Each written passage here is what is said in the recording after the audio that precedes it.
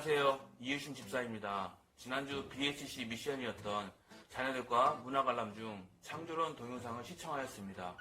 가정에서 아이들과 함께 비록 짧은 시간이었지만 진화론과 창조론에 대해서 생각을 해볼 수 있었던 귀중한 시간이었습니다. 중학교 1학년의 은성이는 그동안 읽었던 많은 책들 뒤 진화론에 대해서 설명하면서 창조론과 진화론이 뒤섞이며 무엇이 진짜인지 혼동이 왔었다는 고백을 들으며 제 자신이 너무 무관심했구나라는 반성도 하게 되었습니다.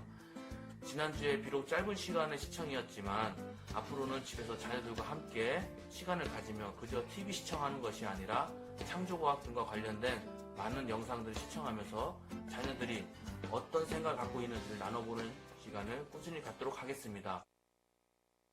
안녕하세요. 중등부 1학년 이현성입니다. 저희 집은 주중에는 TV 시청을 못하는데 간만에 온 가족이 TV 앞에 앉아서 동영상을 시청해서 너무 좋았습니다.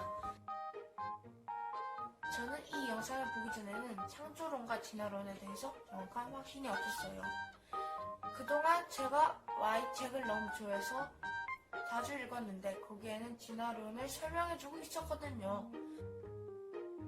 이 영상을 보고 창조론이 맞구나 라는 생각을 했어요. 왜냐하면 진화론이 맞다면 그 과정 속에 있는 증거가 있어야 되는데 그 증거가 없기 때문이에요. 바로 연속적인 중간 단계가 없기 때문이에요. 그리고 하나님의 말씀 창세기 1장 24절에는 그 종이라는 말씀이 10번씩이나 반복된다는 사실을 깨닫고 창조론이 맞구나 라는 사실을 거듭 깨달았습니다. 앞으로 저는 중학교에 들어가 생물 시간에 진화론을 배워도 그것에 흔들리지 않을 자신이 있습니다. 정말 부모님과 함께 창조론과 진화론의 영상을 본 것이 참 유익했습니다. 감사합니다. 네, 우리 박수 한번. 네, 우리 그 청출어람이라는 단어가 있는데 우리 이희신 지사님도 참 훌륭하지만 우리 앞으로 우리 은성이가 더 훌륭하게 될 줄 믿습니다. 네, 우리 각 가정을 위해서 저희가 지난주에 말씀드리고 단톡방에 여러분들 그 김명현 교수님의 그 강의를 두 강의를 52분짜리로 축약해서 보내드렸거든요. 꼭 시간이 없으신 분들은 그거라도 좀 보셔서 우리 자녀들이 진화론 때문에 흔들리지 아니하고 믿음 안에 굳건히 설 수 있도록 여러분들 잘 지도해 주시면 좋겠습니다. 네, BH 시리즈 오늘은 세 번째로 예배의 유산이라는 주제로 말씀을 나누도록 하겠습니다. 하우링이 나는데 조금만 잡혀주시고요. A.W. 토저는요, 예배인가 쇼인가라는 책에서 우리는 예배하기 위해서 구원받았다라는 아주 중요한 내용을 강조하고 있습니다. 그러면서 그는 하나님께서는 사람을 부르시는데 먼저는 예배자로 부르시고 그 후에 일하는 자로 만드신다라고 얘기하는데 너무 중요한 것입니다. 특별히 우리 신앙생활하면서 이 순서가 바뀌면 안 됩니다. 우리는 먼저 워커가 되면 안 되고 먼저 워시퍼, 하나님이 예배하는 사람이 돼야 되죠. 이런 의미에서 예수님께서 요한복음 4장 23절에서 진정으로 영적으로 진실한 마음을 가지고 예배하는 자들을 주님께서 찾겠다고 말씀하셨어요. 여러분, 예수님 당시 예배가 없었을까요? 아니죠. 예배는 참 많이 있었습니다. 근데 예수님께서 이런 말씀을 하신 이유는 많은 예배는 드리지만 하나님이 받으실 만한 그런 예배가 없기 때문에 우리 주님께서는 진정으로 영적으로 진실한 마음을 가지고 예배할 자를 찾는다라고 예수님 말씀하셨던 것이죠. 이런 차원에서 우리 부모 세대가 우리 다음 세대에게 물려줄 유산은 바로 예배의 가치를 알고 하나님이 찾으시는 그 예배자를 우리가 세워야 할 줄 믿습니다. 그렇다면 우리가 어떻게 예배의 유산을 물려줄 수 있을까요?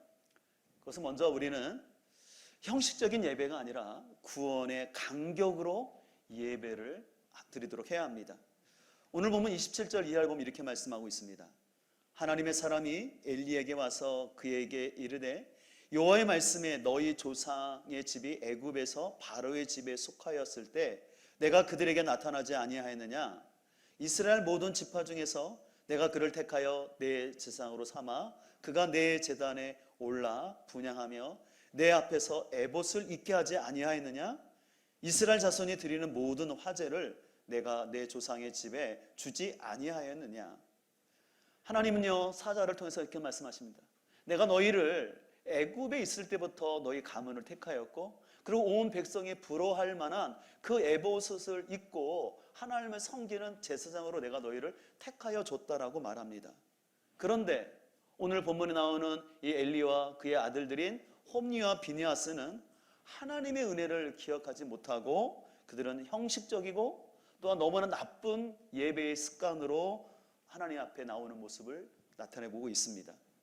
우리가 읽지는 않았지만 이 사무엘상 2장 22절을 보면 엘리가 나이가 많았다라고 표현하는데 나이가 많았다는 건 단순히 생물학적인 나이가 많았을 뿐만 아니라 그가 영적으로 둔감했음을 보여주고 있습니다.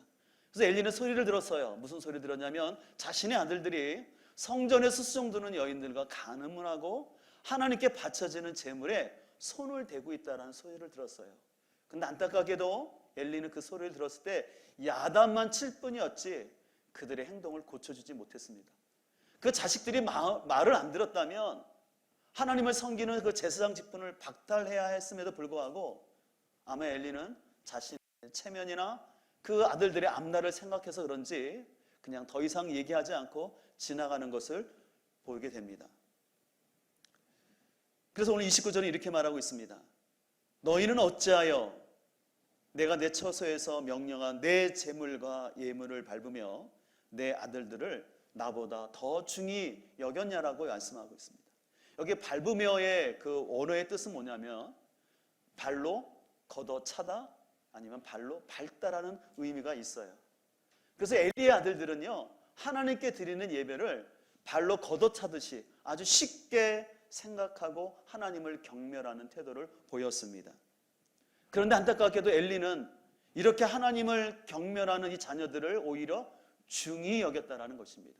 이 중히 여겼다라는 말은 뭐냐면 무겁게 생각했다라는 것이에요. 그래서 그 아들들은 하나님께 드리는 예배를 발로 차듯이 가볍게 여겼지만 이런 아들들을 엘리는 무겁게 생각했다라는 것입니다.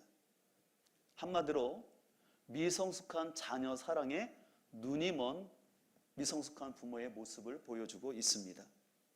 이런 일을 겪으면서 엘리의 두 아들들은 점점 하나님의 말씀을 멸시하면서 그들은 형식적인 예배를 드리게 됩니다. 여러분 아마 이 홈니와 비느하스가 처음에는 호기심이 생겨서 어떤 욕심이 생겨서 제물에 손을 댈 수 있었을 것이에요. 근데 긴장된 마음으로 제물에 손을 댔는데 아무런 일도 발생하지 않는 거예요. 그리고 다음에 또 제물에 손을 댔거든요. 그런데도 아무 일도 없는 거예요. 뭐 천둥이나 번개가 칠 줄 알았는데 뭐 그런 것도 없는 거예요. 그리고 아버지가 자신들에 대한 얘기를 들었고 얘기만 할 뿐이지 그냥 그걸로 끝나는 거예요. 그러다 보니까 그 홈니와 비느하스는 이렇게 예배 드려도 되는구나.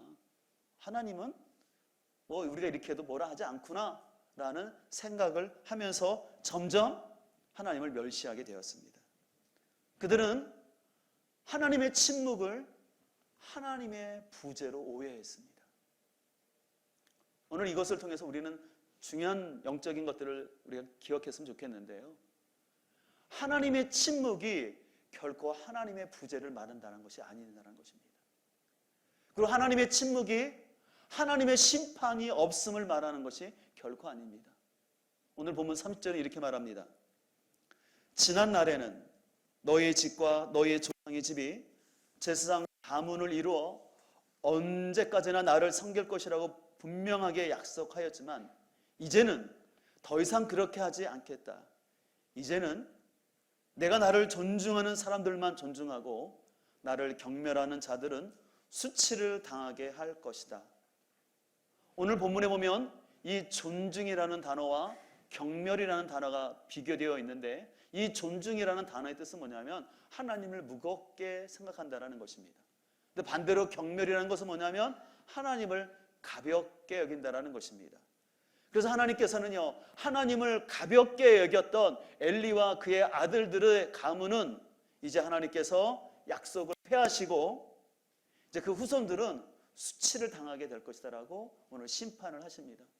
그래서 오늘 하나님의 그 심판대로 홈니와 비느하스는 전쟁터에 나갔다가 둘 다 한꺼번에 죽는 그 심판을 당하는 것을 볼 수가 있습니다.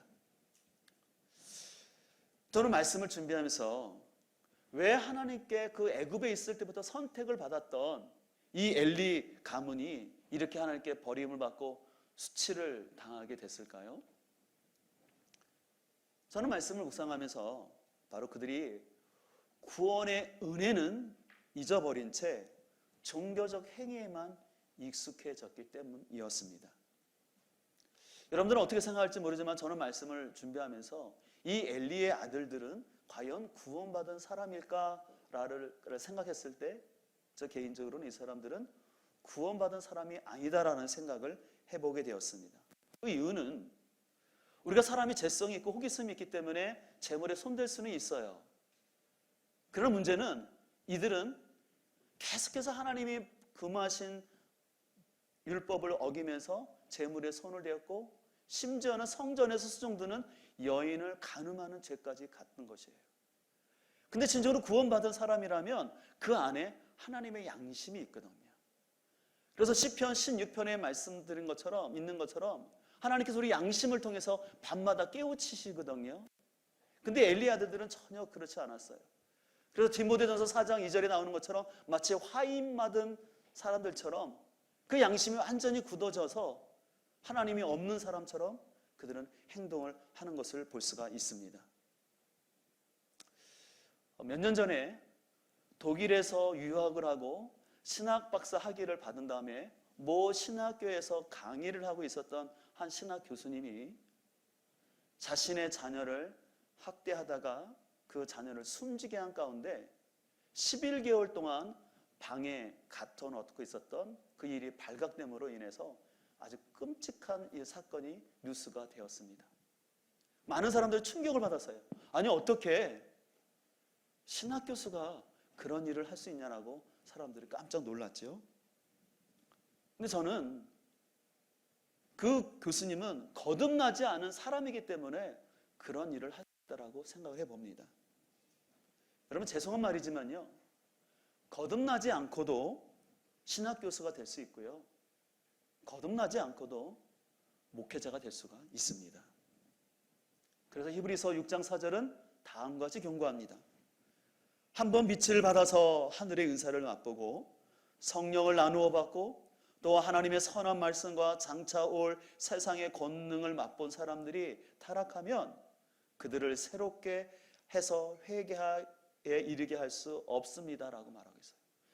이 본문은 제가 예전에 히브리서 강의를 하면서 말씀을 드렸는데요, 여기서 이 타락한 사람들은 어떤 교회에 와서 신앙생활하면서 영적인 경험들을 하고 참여했던 사람이에요. 말씀도 듣고 이런 성령의 그런 것도 나타났던 사람들이었어요. 근데 하나님께서는 이 사람들이 다시 회개할 수 없다고 말합니다. 학자들에 따라서 이 사람들이 어떤 사람이냐에 대해서 여러 논란이 있지만 저는 개인적으로 이 사람들은 거듭나지 않은 사람들이었어요. 거듭나지 않았는데 단지 예배 모임에 와서 종교적인 그런 행동 속에 있고 말씀을 듣고 그런 상태에서 그냥 왔다 갔다 하는 사람들이었어요.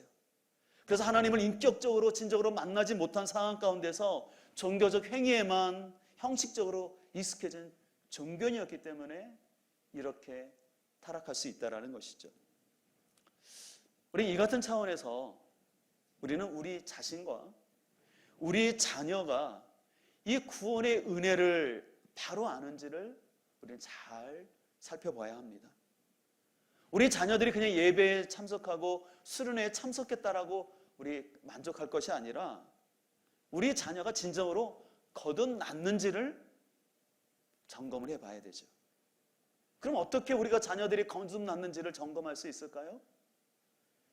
우리가 제일 먼저 봐야 될 것은 뭐냐면 그 아이가 진정으로 자기가 죄인이라는 사실을 그가 진지하게 생각하고 있는지 그거를 한번 물어볼 필요가 있는 것입니다.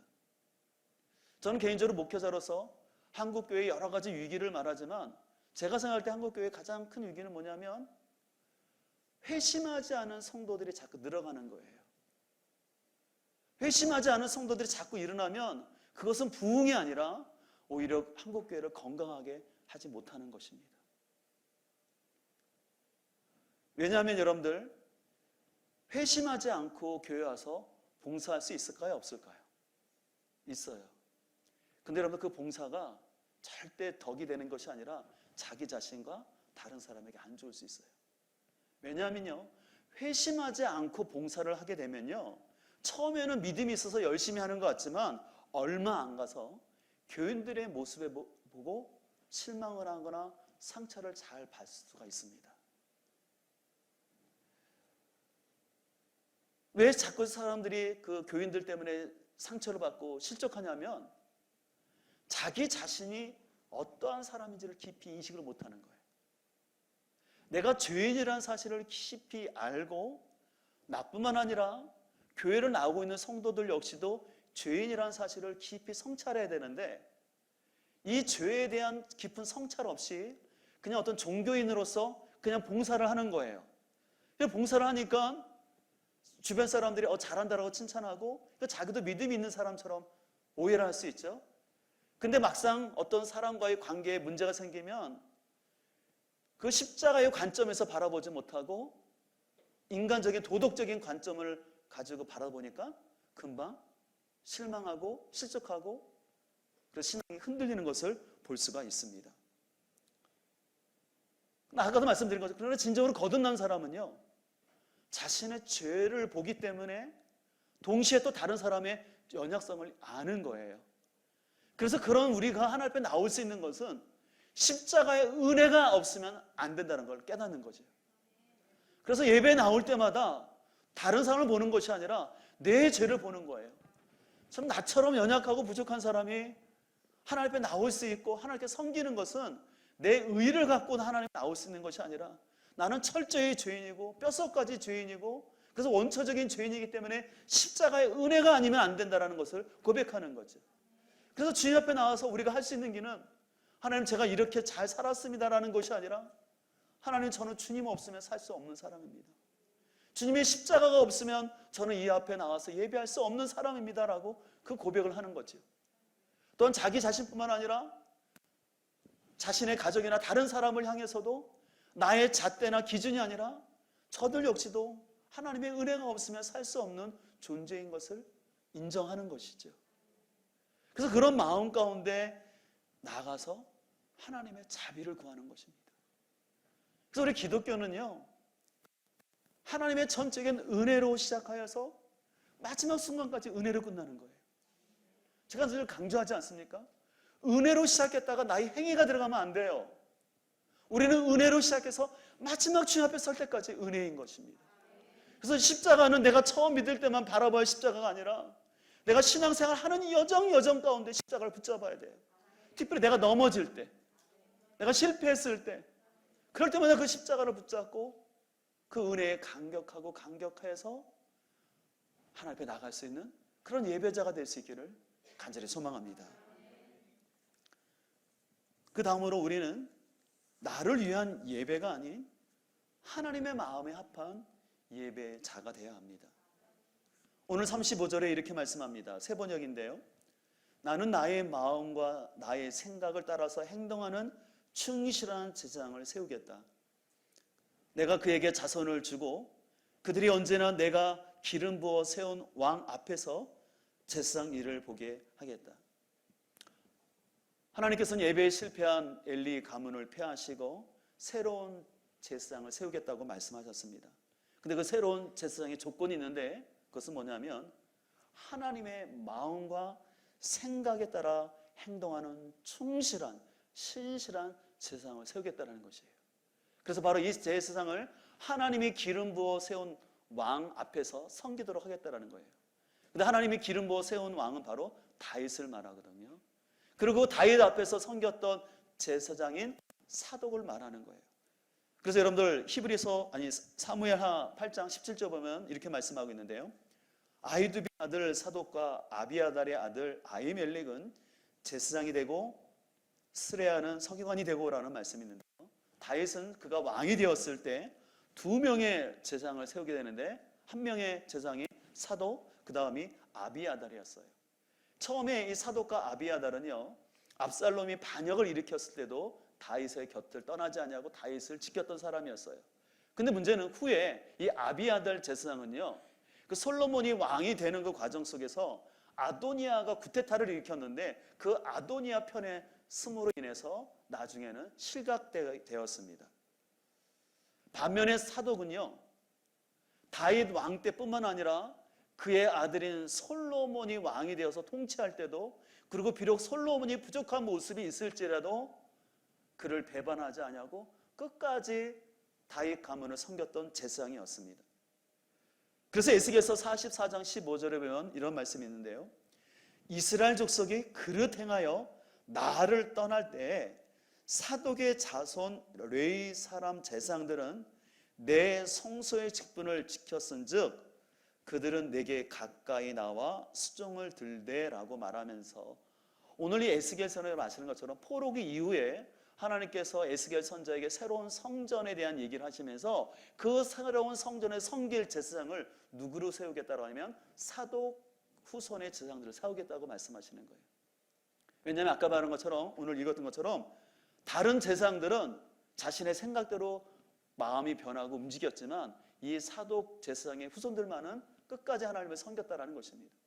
그래서 이 사독의 이름의 뜻은 어떤 의미가 있냐면 의로운 고결한이라는 뜻이 있는데, 그 이름 그대로 그들은 하나님 앞에 섬길 때 의롭고 고결하게 끝까지 책임감 있게 섬기는 사람들이었습니다. 그래서 이 사독 가문은요, BC 171년 안티오쿠스 황제가 제사장들을 다 파하기 전까지 이스라엘 족속을 섬겼던 제사장들이었어요. 그리고 이런 걸 잘 아시는 에스라 좋아하시죠? 근데 에스라가 바로 이 사독 가문 출신이었습니다. 또 여러분 신약 성경을 보면 유대교의 분파 중에 사두개파라는 말 듣죠?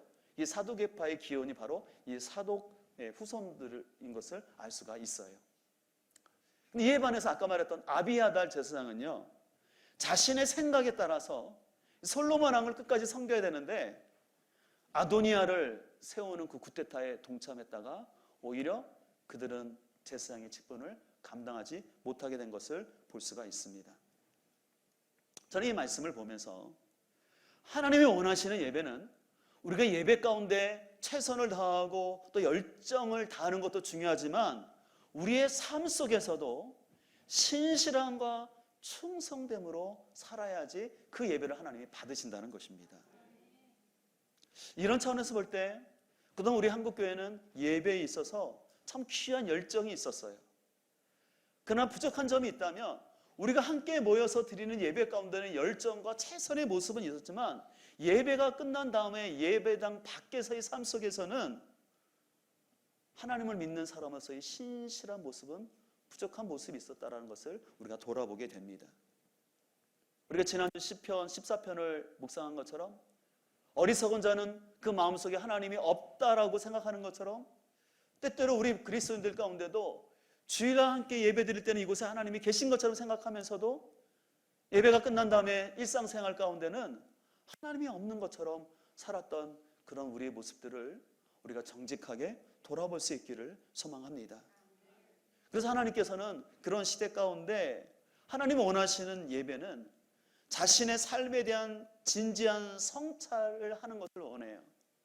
근데 하나님이 싫어하시는 예배는 뭐냐면 자신의 삶에 대한 진실한 성찰 없이 그냥 하나님 앞에 와서 단순히 복을 달라거나 아니면 단순히 셀프 용서하면서 자신의 죄를 심각하게 보지 않고 그냥 셀프 용서하면서 면죄부를 주면서 하나님을 종교적으로 이용하는 그런 모습에 대해서는 하나님은 기뻐하지 않는다라는 것입니다. 좀 죄송한 표현이지만 지성이면 감천이라는 그런 식을 가지고 하나님 앞에 자꾸 나의 열정만 가지고 예배할 모습이 있다는 것이죠. 계속해서 에스겔서 44장 17절을 이하를 보게 되면 제가 사독을 묵상하다가 재밌는 표현을 보게 됐는데요.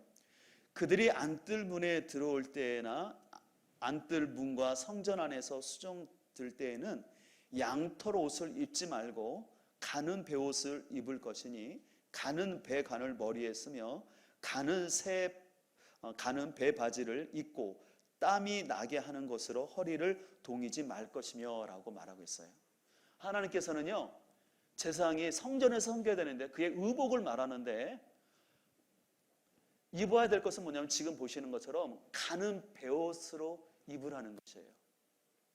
대신에 뭐는 입지 말라냐면 양털로 된 거는 쓰지 말라는 거예요. 왜 양털로 된 것을 쓰지 말라고 하셨냐면 양털은 덥기 때문에. 그럼 더우면 뭐가 나요? 땀이 나기 때문에. 그래서 제사장은 하나님 앞에서 예배를 드리는데 땀이 나면 안 되는 거예요. 왜 땀이 나면 안 되냐면 그들은 속죄의 피를 담아서 그걸 드려야 되잖아요. 근데 거기에 땀을 흘리면 어떻게 됩니까? 부정해지잖아요. 그렇기 때문에 하나님께서는 이 제사장들에게 땀 나지 않도록 양털 옷을 입지 말라고 말씀하셨어요. 그래서 이 말씀을 묵상하면서 제가 참 걱정이 되더라고요. 왜냐하면 제가 땀을 잘 많이 흘리는 목사거든요. 또 실은 여러분들 성도님들 앉은 자리하고 제가 이 쓴 자리하고 또 온도가 좀 틀려요. 그러니까 땀이 날 수 있거든요. 그럼 제가 막 예배 시간에 설교하다가 땀이 나면 안 되는데 그런 생각이 드는 거예요. 근데 이 말씀은 문자적으로 적용할 것이 아니라 그 영적인 교훈을 살펴볼 필요가 있는데 땀을 내지 말라는 것은 뭐냐면 예배 가운데 인위적으로 너의 열심과 열정을 가지고 오염시키지 말라는 것이에요. 네가 열심히 번제단에서 그 불을 가까이 하고 있고 네가 재물을 옮기지만 네가 뭐 멋있게 하려고 네가 스스로 움직이면서 분주하게 움직이면서 땀내면서 예배하지 말라는 것이에요. 하나님이 하나님 되시게끔 너희는 정직하게 하나님 말씀대로만 담백하게 예배 드리라는 거예요. 그래서 우리가 예배 드리면서 이 부분을 참 조심을 해야 합니다. 저는 목회자로서 아무래도 많은 예배를 드리게 되는데 어떤 예배는 생각지도 않았던 그런 은혜들이 참 주어지는 예배가 있어요. 그런 어떤 예배들은 참 좀 아쉬운 예배들이 있어요. 너무 예배에 대해서 준비되지도 않고 무엇보다 설교자가 본문에 충실한 것이 아니라 그냥 간증식으로 하면서 자신의 얘기를 너무 이렇게 반복되게 막 지루하게 얘기할 때 좀 그 메시지를 들을 때 좀 힘든 부분이 있습니다. 그래서 우리들 분별해야 돼요. 지금 내가 드리고 있는 예배를 과연 하나님이 받으실 만한 예배인가? 아니면 혹시 내가 다른 의도를 가지고 이 예배를 드리고 있지 않는가? 또 저와 같은 목회자는 제가 이 시간 하나님의 말씀을 선포할 때 온전히 하나님의 말씀을 올바로 선포하는가? 아니면 제가 어떤 의도를 가지고 이 말씀을 전하고 있는가? 우리는 늘 분별할 수 있기를 간절히 소망합니다. 그래서 우리는 하나님 앞에 나올 때 나의 땀, 자기 의를 빼고 우리는 오직 십자가의 은혜를 바라보며 주님의 뜻이 무엇인지 분별할 수 있기를 소망합니다. 저는 이런 차원에서 우리 예수님은 골고다 언덕에서 최고의 예배를 드렸다고 저는 생각합니다. 예수님께서도 처음엔 인간적으로는 이 십자가를 지기 싫어하셨어요. 피하고 싶었어요. 그래서 예수님께서도 땀방울이 핏방울이 되도록 간절히 기도하셨어요. 그러나 하나님 아버지의 뜻이 인류를 구원하시기 위해서 예수님이 십자가에서 피를 흘려야 된다는 사실을 아셨기 때문에 예수님은 자발적인 순종함으로 온전한 예배를 드리신 거예요. 바로 예수님의 그 순종의 예배가 있었기 때문에 오늘 저와 여러분이 이곳에 와서 이렇게 예배드리고 있는 줄 믿습니다. 만약에 예수님께서 그때 나의 열심과 예수님의 어떤 계획을 가지고 어떤 기적을 통해서 그런 예배를 예수님이 드리고자 했다면 우리는 이 시간 이 자리에 있을 수 없는 것이죠. 그렇기 때문에 예수님께서는 요한복음 4장에서도 사마리아 여인에게 예배드리는 장소가 중요한 것이 아니다. 예배 순서 때문에 너희가 다투지 말고 오롯이 하나님이 원하신 뜻이 무엇인지 너희가 진정으로 영적으로 진실한 그 예배를 드려라. 그러면 장소와 그 순서에 상관없이 하나님이 그 예배 받으시고 만나주시겠다라고 말씀하는 것입니다. 여러분, 그렇다고 해서 결코 우리가 예배 가운데 아무 순서도 없고 준비 없이 그냥 편하게 예배 드리라는 말씀은 아니죠. 우리는 기본적으로 예배 드릴 때 최고의 하나님께 최선의 예배를 드려야 할 줄 믿습니다. 그래서 실은 저도 우리 교회 사역 가운데 제일 많이 신경 쓰는 건 예배예요. 그래서 또 하나님께 온전한 예배를 더 드려지기 위해서 예배 분위기도 세신하고 그래서 예배에 대해서 리허설도 할 때는 좀 있고, 그래서 예배 가운데 매너리즘에 좀 빠지지 않으려고 늘 그것은 경계합니다. 그러나 이런 노력도 필요하지만 더 본질적인 것은 그 예배가 나를 위한 예배가 아니라 하나님이 받으시는 예배가 되어야 된다는 것이에요. 그래서 하나님이 받으실 만한 그 삶 속에서 신실함과 충성스러운 그 삶이 있어야 된다는 것입니다. 우리가 세상에서 믿음으로 산다는 게 참 어려운 게 사실이에요. 그러나 그럼에도 불구하고 하나님의 신실한 모습으로 살아왔던 그 나의 삶이 그것이 하나님 앞에 산 제물이 되어서 드려질 때 거기서도 하나님의 또 은혜가 있을 줄 믿습니다. 또 우리가 한 주간 생활하다 보면요, 우리가 연약함이 있고 또 사단의 공격이기 때문에 우리가 쓰러지고 연약함이 있거든요. 그럴 때마다 나의 연약함과 부족함이 있음에도 불구하고 십자가의 은혜를 의지하고 주 앞에 나오는 게 예배자인 거예요. 어느 누가 완벽하다고 흠이 없어서 하나님 앞에 떳떳이 나와서 예배할 수 있습니까? 그런 건 없는 거예요. 그럴 수는 없는 거예요. 그래서 우리는 연약하고 부족하기 때문에 주님 앞에 나와야 할 줄 믿습니다. 혹시 여러분들이 신앙생활 하다가 때로는 시험이 될 수도 있고 어려움이 겪을 수도 있어요. 넘어질 수도 있어요. 그럴 때마다 여러분들 더욱더 하나님 앞에 나오길 바랍니다. 절대 여러분 사단에게 속지 마세요. 사단은 우리에게 거짓말해요. 너 그런 모습인데 네가 그런 모습 앞으로 하나님 앞에 갈 수 있어? 라고 사단은 우리를 참소합니다. 그래서 우리는 말할 수 있어야 됩니다. 그래, 나는 너무나 흠이 많고 부족한 사람이지만 나의 공로가 아니라 예수님이 나를 위해서 십자가에 피 흘려 주셨고 지금도 나를 위해서 그분이 중보하시고 그 은혜를 베푸시기 때문에 나는 십자가 은혜 때문에 하나님 앞에 갈 수 있어. 그것이 우리의 고백이 될 수 있기를 소망합니다. 우리가 지금 코로나19를 겪으면서 예배에 대한 두 가지 반응이 있는 것 같습니다. 하나는 현장 예배에 대한 아주 갈급함이에요. 또 하나는 온라인 예배를 드리면서 이제 점점 온라인 예배가 익숙해지고 편안해지는 시대에 있습니다. 그런데 저는 이 시기에 현장 예배가 맞느냐 온라인 예배가 맞느냐 이거 갖고 논쟁할 필요는 없다고 생각해요. 중요한 것은 현장 예배를 드리든 온라인 예배를 드리든 간에 하나님이 받으시는 예배를 드려야 된다는 것이에요. 그리고 하나님이 받으시는 예배를 드릴 뿐만 아니라 우리 예배는 중단되지 않아야 된다는 것입니다. 앞으로 우리 사회 가운데는 이 코로나보다 어떤 더 큰 질병이 올지 몰라요. 그래서 더 힘들어지면 온라인 예배도 안 되는 상황이 올 수도 있을 거예요. 그러나 온라인 예배가 안 되는 상황 속에서도 내 자녀만큼은 내 가족 안에서라도 예배가 드려져야 된다는 것입니다. 그것이 우리 자녀들 가운데 우리 부모 세대 가운데 세워질 수 있기를 소망합니다. 오늘 본문 31절과 34절에 반복적으로 나타나는 엘리 가문을 향한 심판의 단어가 있는데 그것은 바로 끊어짐이라는 단어입니다. 카라테라고 하는데 이것은 뭐냐면 자르다, 제거하다, 죽이다라는 좀 뜻이 있어요.